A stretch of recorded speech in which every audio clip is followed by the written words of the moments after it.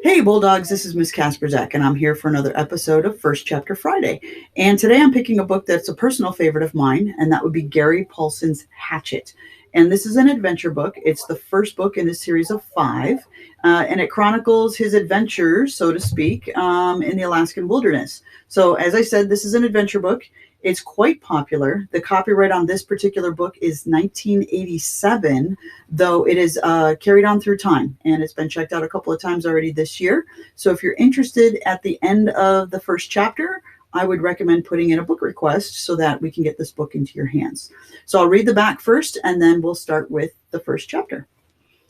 So in this story, we have 13-year-old Brian Robeson is on his way to visit his father when the single-engine plane in which he is flying crashes. Suddenly, Brian finds himself alone in the Canadian wilderness with nothing but a tattered windbreaker and the hatchet his mother gave him as a present, and the dreadful secret that has been tearing him apart since his parents' divorce. But now Brian has no time for anger, self-pity, or despair.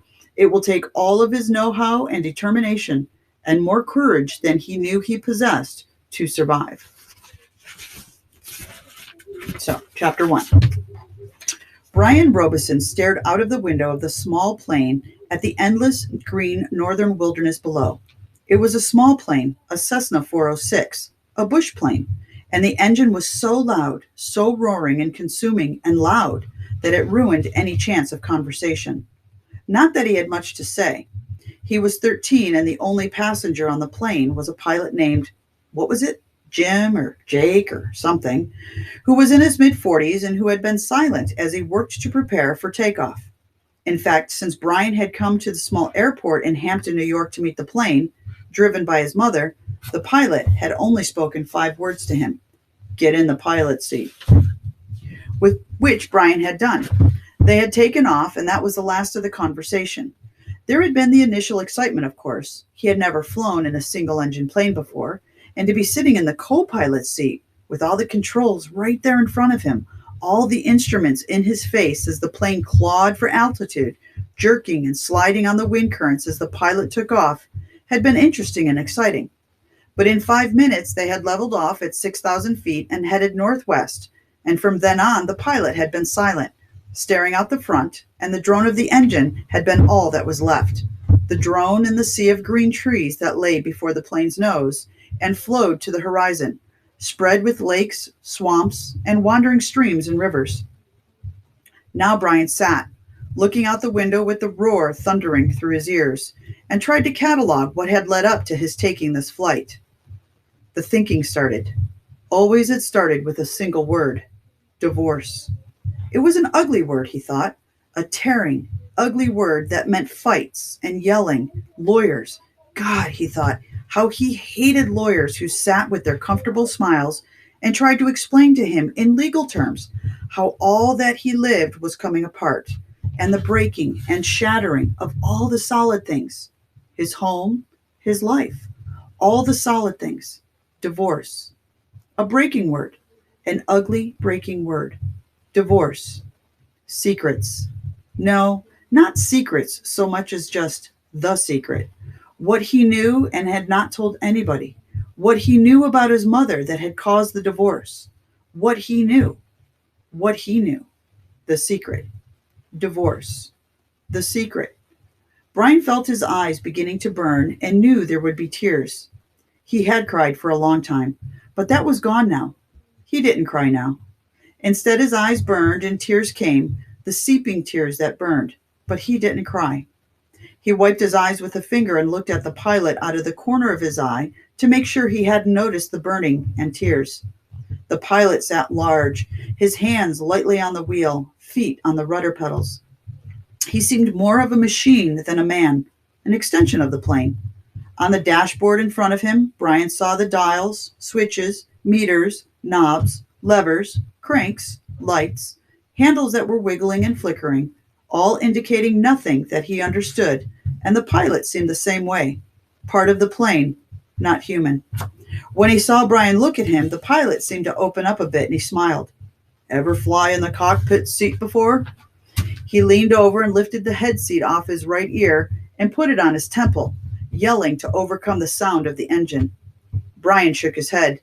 He had never been in any kind of plane, never seen the cockpit of a plane except in films or television. It was loud and confusing. First time! Oh, it's not as complicated as it looks. Good plane like this almost flies itself. The pilot shrugged. Makes my job easy. He took Brian's left arm. Here, put your hands on the controls, your feet on the rudder pedals. I'll show you what I mean. Brian shook his head. I'd better not. Sure, try it. Brian reached out and took the wheel in a grip so tight his knuckles were white. He pushed his feet down on the pedals. The plane slewed suddenly to the right. Not so hard. Take her light. Take her light. Brian eased off and relaxed his grip.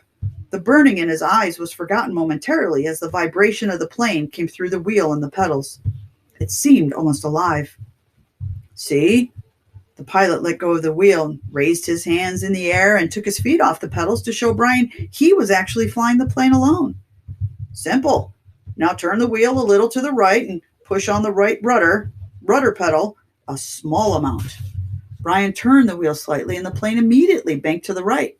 And then he pressed on the right rudder pedal and the nose rose. The nose slid across the horizon to the right. He left off on the pressure and straightened the wheel, and the plane had righted itself. Now you can turn. Bring her back to the left a little. Brian turned the wheel left, pushed on the left pedal, and the plane came back around. It's easy, he smiled. At least this part. The pilot nodded. All of flying is easy, just takes learning. Like everything else. Like everything else. He took the controls back and then reached up and rubbed his left shoulder. Oh, aches and pains. Must be getting old. Brian let go of the controls and moved his feet away from the pedals as the pilot put his hands on the wheel. Thank you. But the pilot had put his headset back on and the gratitude was lost in the engine noise and things went back to normal. Brian looking out the window at the ocean of trees and lakes. The burning eyes did not come back, but memories did, came flooding in. The words, always the words. Divorce, the secret, fights, split. The big split. Brian's father did not understand as Brian did, knew only that Brian's mother wanted to break the marriage apart. The split had come and then the divorce, all so fast. And the court had left him with his mother except for the summers and what the judge called visitation rights. So formal. Brian hated judges as he hated lawyers. Judges that leaned over the bench and asked Brian if he understood where he was to live and why. Judges with the caring look that meant nothing, as lawyers said legal phrases that meant nothing. In the summer, Brian would live with his father. In the school year, with his mother. That's what the judge said after looking at papers on his desk and listening to the lawyers talk. Talk in words. Now the plane lurched slightly to the right and Brian looked at the pilot. He was rubbing his shoulder again and there was a sudden smell of body gas in the plane. Brian looked back to avoid embarrassing the pilot, who was obviously in some discomfort, must be having stomach troubles. So this summer, this first summer when he was allowed to have visitation rights with his father, with the divorce only 1 month old, Brian was heading north. His father was a mechanical engineer who had designed or invented a new drill bit for oil drilling, a self-cleaning, self-sharpening bit. He was working in the oil fields of Canada, up in the tree line where the tundra started and the forests ended. Brian was riding up from New York with some drilling equipment. It was lashed down in the rear of the plane next to a fabric bag the pilot had called a survival pack, which had emergency supplies in it in case they had to make an emergency landing that had to be specially made in the city. Riding in a bush plane with the pilot named Jim or Jake or something, who had turned out to be an all right guy, letting him fly and all. Except for the smell. Now there was a constant odor, and Brian took another look at the pilot and found him rubbing his shoulder up and down the arm now, the left arm, letting out more gas and wincing. Probably something he ate, Brian thought. His mother had driven him from the city to meet the plane at Hampton, where it came to pick up the drilling equipment. A drive in silence, a long drive in silence. 2.5 hours of sitting in the car, staring out the window. Once, after an hour, when they were out of the city, she turned to him. Look, can't we talk this over? Can't we talk this out? Can't you tell me what's bothering you?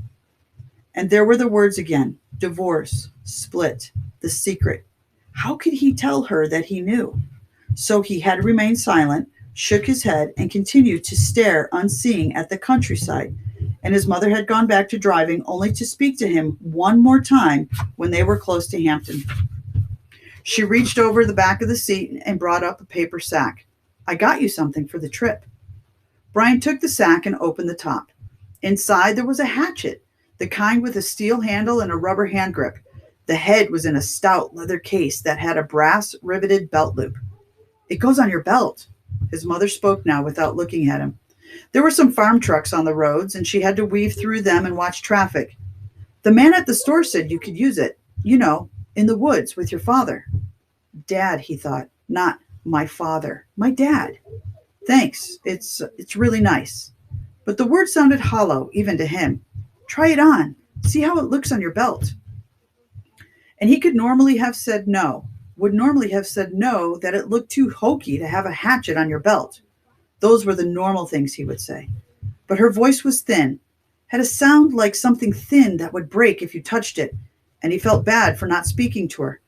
Knowing what he knew, even with the anger, the hot, white hate of his anger at her, he still felt bad for not speaking to her.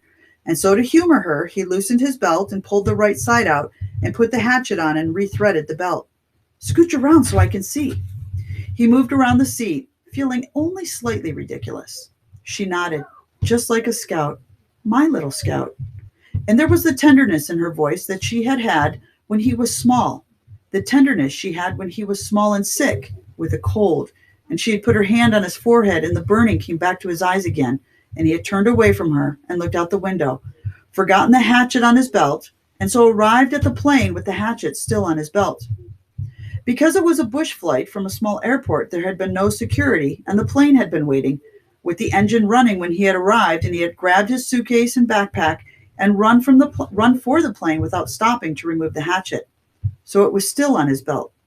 At first he had been embarrassed, but the pilot had said nothing about it, and Brian forgot about it as they took off and began flying. More smell now. Bad. Brian turned again to glance at the pilot, who had both hands on his stomach and was grimacing in pain, reaching for the left shoulder again as Brian watched. Don't know, kid. The pilot's words were a hiss, barely audible. Bad aches here. Bad aches. Thought it was something I ate, but... He stopped as a fresh spasm of pain hit him again. Brian could see how bad it was. The pain drove the pilot back into the seat, back and down. I've never had anything like this.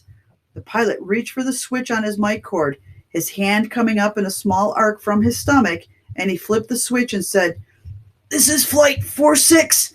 And now a jolt took him like a hammer blow, so forcefully that he seemed to crush back into the seat, and Brian reached for him, could not understand at first what it was, could not know. But then he knew. Brian knew.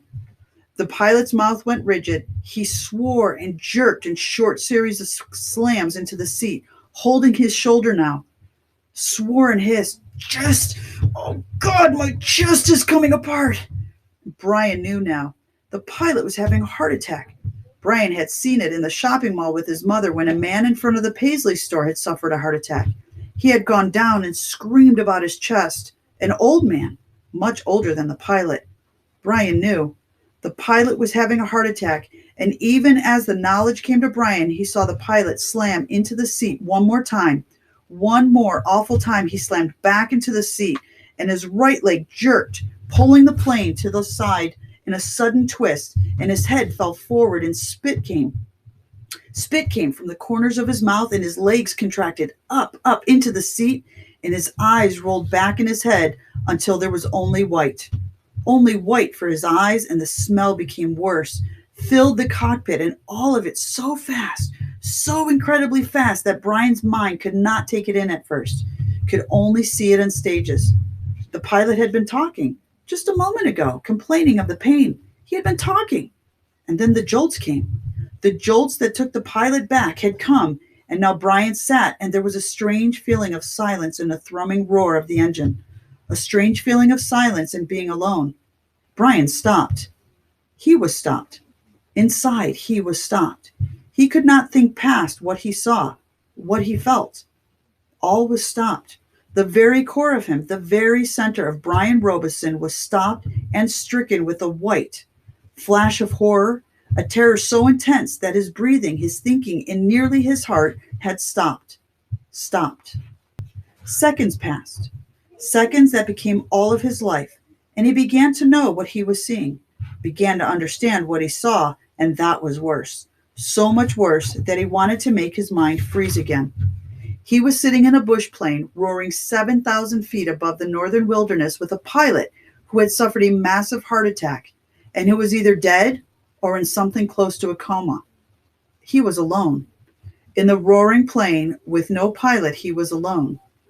Alone. And that ends the first chapter of the book Hatchet by Gary Paulson. Again, if you're interested, please do fill out a request form and I'll make sure that you get that book at the next materials pickup. Hope you're all doing well. Till next time.